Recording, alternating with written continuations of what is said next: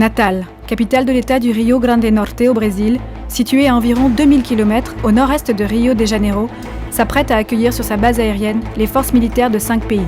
Voici les raisons d'un tel déploiement.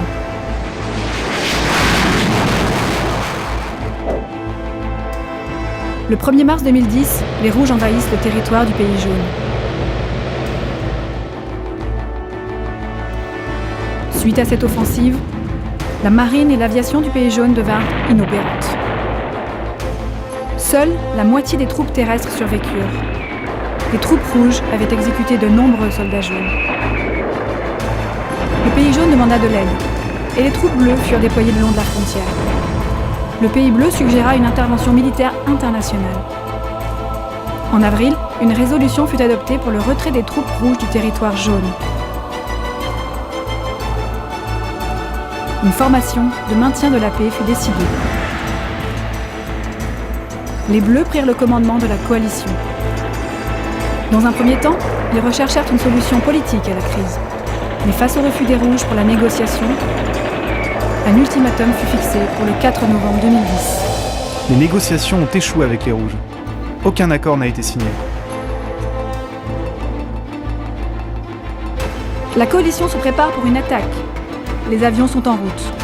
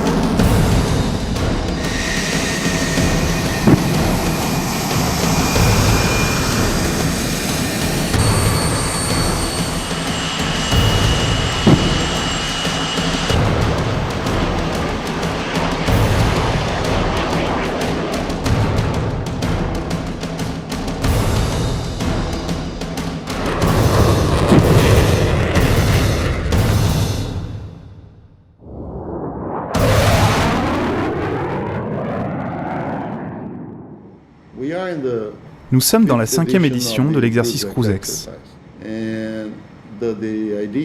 L'idée du scénario, c'est des bons, des méchants, et entre les deux, des neutres. Les rouges envahissent les jaunes, et les bleus doivent faire fuir les rouges du pays jaune. C'est notre mission. Nous sommes les bleus, nous sommes les bons.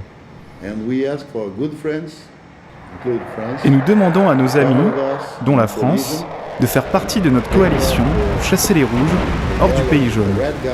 C'est notre ambition.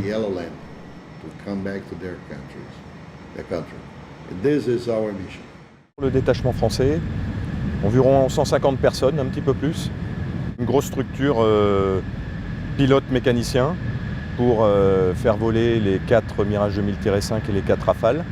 Une structure de force protection, donc pour protéger les avions, pour assurer la surveillance en fait, des appareils pendant les 24 heures sur 24. Sinon, on a une structure également qui participe à la conduite et à la planification d'exercices en temps réel. Nous participons à Cruisex parce que nous sommes un pays d'Amérique du Sud, puisque nous avons une forte enclave avec la Guyane française. D'ailleurs, c'est la plus longue frontière de la France, est avec le Brésil. Cruisex est un exercice sud-américain. Et souvent, des personnes me disent « Que fait la France avec vous ?» Mais la France fait aussi partie de l'Amérique du Sud. Puis également, la culture française est quand même quelque chose de très reconnu ici. Hier, il y avait une soirée avec les anciens militaires, dont les généraux. Et il y avait avant l'obligation d'apprendre le français à l'école. Donc il y a des liens très particuliers.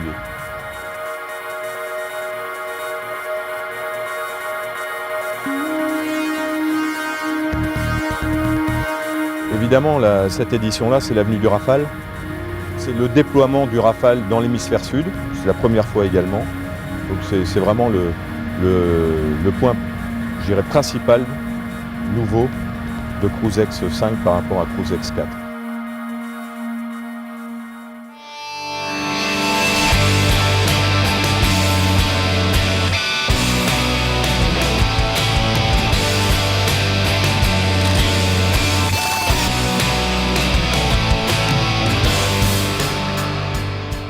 Le public a l'air ravi de voir le Rafale, pose beaucoup de questions. J'aimerais que le Brésil achète ses Rafales. Je suis en train de passer le concours pour rentrer dans l'armée de l'air et j'espère un jour pouvoir en piloter un. On sent le même engouement qu'en France. Alors les discussions sont moins techniques parce qu'en France, forcément, avec la langue, les gens vont poser des questions très précises, mais on sent qu'il y a des passionnés. Il y a juste la barrière de la langue qui fait qu'on ne peut pas toujours être aussi précis qu'en France.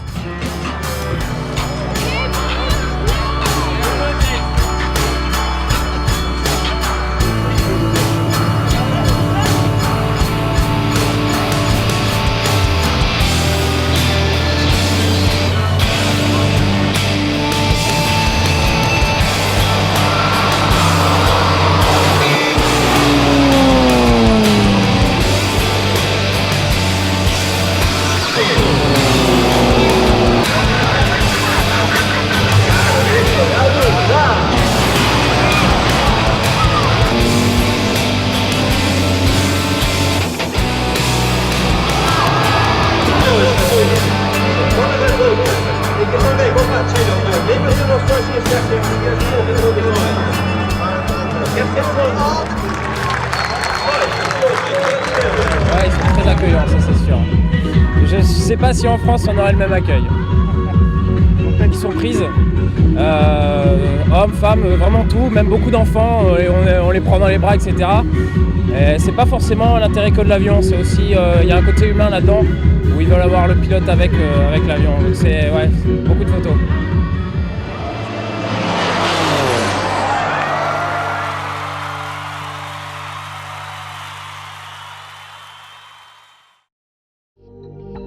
Le Rafale est un avion qui sait tout faire. C'est un avion qui permet de réaliser des missions complexes. Les points faibles, je dirais qu'il n'y en a pas. On a deux targets. On a un GFAC simulé sur lequel on doit mettre deux bombes, des buildings avec 4 DPI où on doit mettre une bombe. L'avion est polyvalent, multirôle, l'unité aussi. Toutes les missions sont préparées la veille. C'est un processus de préparation de missions type Comao. Donc à peu près entre 5 et 7 heures de préparation. Sur un cap 040, vous avez les antennes, vous en avez 1, 2, 3, c'est le plus à l'ouest. Vous aurez les F16 au nord et puis les RDY qui sont au-dessus et qui au niveau de vol sont 90. Deux snipers au nord, deux snipers au sud, les F16 au nord, nous au sud. Le MLT pour quitter le tanker c'est 13-15. Quoi qu'il arrive, à 13-10, je donne 2 minutes à 13-12, ça désenquille et ça part très fort. Je te demande de dégager vers la droite sur un cap 040. Je garderai 300 nœuds, tout le monde reforme en FMC. Ok, je surveille de base, je surveille celle-là, et puis on fait un petit grinder, avec un grinder on se met en place dans le volant. Ça marche.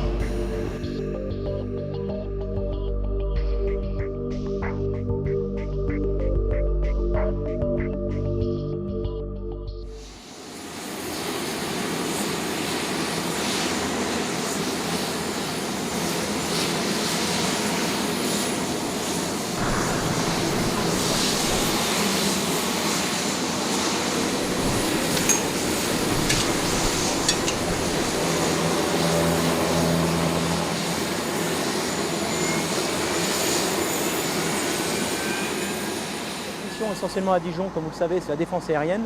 Nous n'avons qu'une autre mission secondaire, donc nous sommes deux volets particuliers. Le premier, c'est le cap, on va dire la défense d'une zone de combat pour éviter la pénétration par les avions adverses. Et d'autre part, l'escorte du dispositif complexe dont je vous ai parlé, afin que les bombardiers, les avions qui ne sont pas capables de se protéger, puissent atteindre leurs objectifs de manière sereine et retourner à la base intègre.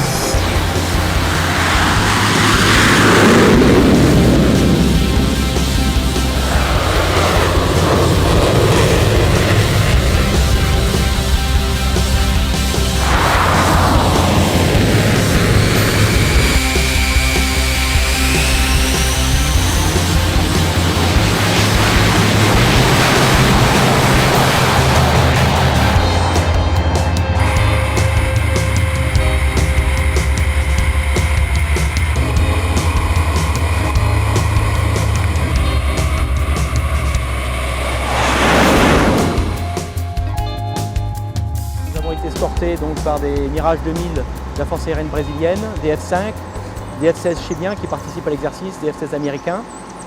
Nous ravitaillons essentiellement sur des avions brésiliens, des KC-130 ou des KC-137.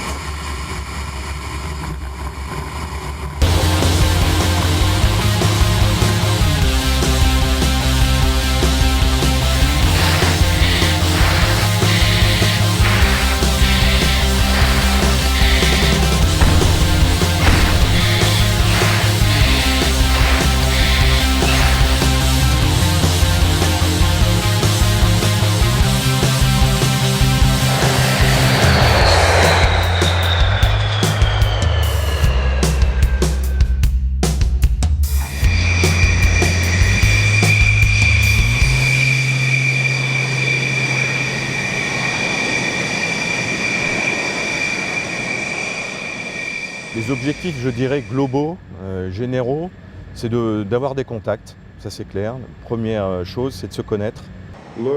Apprendre, échanger des expériences, évoluer au sein d'une coalition pour appliquer des résolutions de l'ONU. Alors un mot sur ce vol avec votre passager brésilien. Et avec le passager, dès que je pouvais, je lui ai donné les commandes.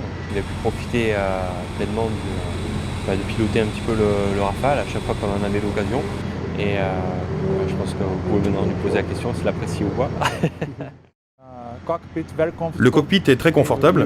Vous êtes conscient de tout ce qui se passe dans l'avion. Pendant le décollage, la poussée vous colle au siège.